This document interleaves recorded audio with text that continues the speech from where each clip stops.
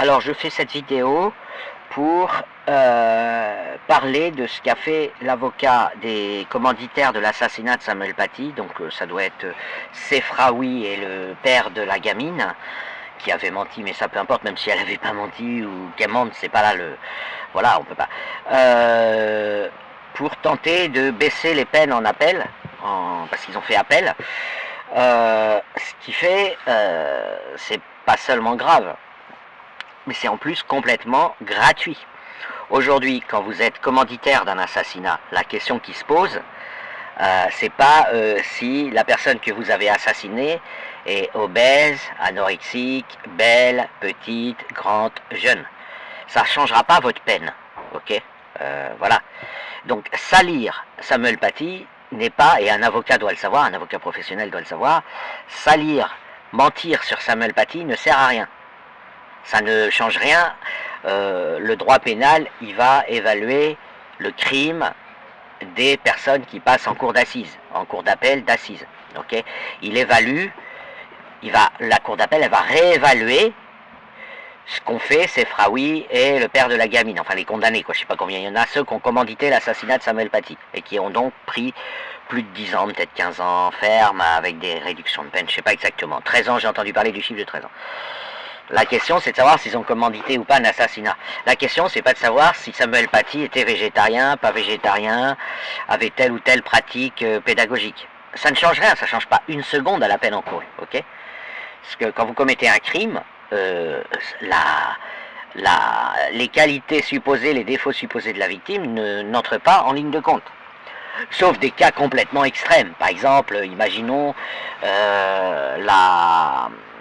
les cas de légitime défense, ou les cas, par exemple, imaginons que les parents de Maëlys, qui a été violée, torturée et tuée par Nordal Lelandais, tuent Nordal Lelandais, il passerait en assise pour meurtre ou pour assassinat, s'il prémédite. Mais là, oui, parce que ça n'a rien à voir. Il s'agit...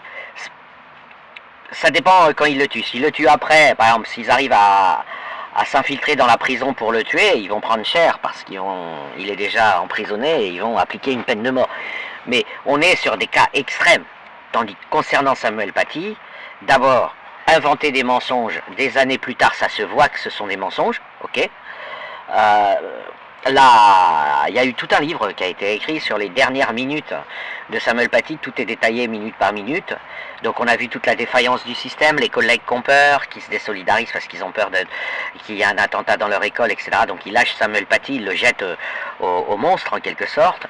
L'administration qui est défaillante, etc. Enfin, on a toute l'histoire.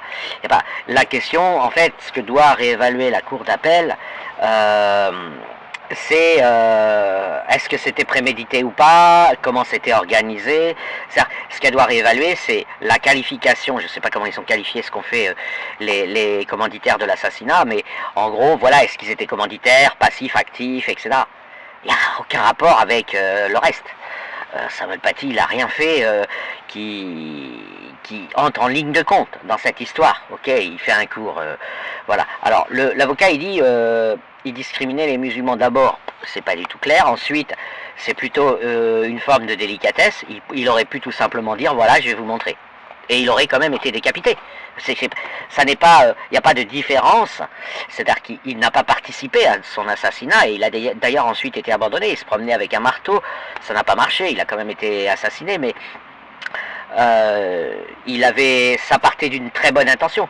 Ce qu'il faisait, puisque le programme, alors les autres profs par peur le faisaient pas, ça on peut dire, il aurait pu faire comme tout le monde et ne pas faire ce cours qui est pourtant un cours qu'on doit obligatoirement faire, c'est-à-dire que si vous êtes enseignant, vous avez le devoir de faire un cours sur la liberté d'expression à ce moment-là dans ces classes-là. Bon, après, est-ce que d'abord on a dit, la version officielle dit qu'il proposait aux musulmans de fermer les yeux, qui proposait aux élèves que ça gênait de fermer les yeux. Ça partait d'une bonne intention. Maintenant, si l'avocat il veut requalifier ça en ça affiche les gens, il aurait pu ne rien dire. Il aurait été décapité tout pareil. Ça n'aurait absolument rien changé. Donc cet avocat, j'espère que après avoir fait les déclarations dans la presse qu'il a fait, il sera lui-même placé en procès pour apologie du terrorisme et qui prendra cher. Voilà, moi c'est mon vœu, personnellement. Et tu n'as pas à te servir de la presse, et c'est pas parce que tu es avocat que tu peux raconter n'importe quoi comme ça.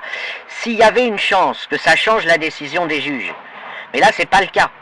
Là, on examine la culpabilité des coupables, des assassins et des commanditaires d'assassinat, parce que l'assassin il a été tué, c'est Anzorov. Et là il s'agit de savoir les commanditaires. Quand vous commandez un assassinat, le droit pénal français dit que c'est comme si vous étiez l'assassin. Et par ailleurs, en islam, dès lors que vous dénoncez un blasphème, vous êtes automatiquement commanditaire d'assassinat. Ça, il faut que les systèmes judiciaires s'améliorent, parce qu'il y a tendance à être un peu mou là-dessus, pour des raisons que les prisons sont trop pleines, etc. Mais laisser des terroristes en liberté, c'est pas non plus une solution. Donc voilà, la question que va examiner la Cour d'appel, c'est qu'est-ce qu'ils ont, c'est la préméditation, c'est tout ça, ça n'a rien à voir avec Samuel Paty, c'est la victime, ça a été atroce ce qu'il a subi, et bon, moi personnellement, j'ai vu la photo avec sa tête loin du corps, et le mec qui se vantait à la Wakbar, j'ai fait respecter l'islam, j'ai réparé l'honneur du prophète, etc. Donc tout ça c'est un cauchemar. Samuel Paty, il n'y a pas à discuter de Samuel Paty dans l'histoire. Voilà. Et donc je le dis parce que il y en a qui pourraient être tentés de contredire l'avocat, mais il faut même pas répondre. Ce mec est un monstre et un apologue du terrorisme. L'avocat qui vient de faire ça, c'est un apologue du terrorisme. Il nourrit un processus d'intimidation par les mafias islamiques, par l'ambiance, enfin par l'islam, quoi, par la personne morale qu'est l'islam. Il nourrit l'injonction qu'il faudrait ne pas montrer les caricatures de Charlie, qu'il faudrait ne pas acheter de t-shirt avec des dessins disant que Mohamed est pédocriminel, etc. C'est-à-dire qu'il participe au terrorisme, cet avocat, en faisant ça. Il y participe.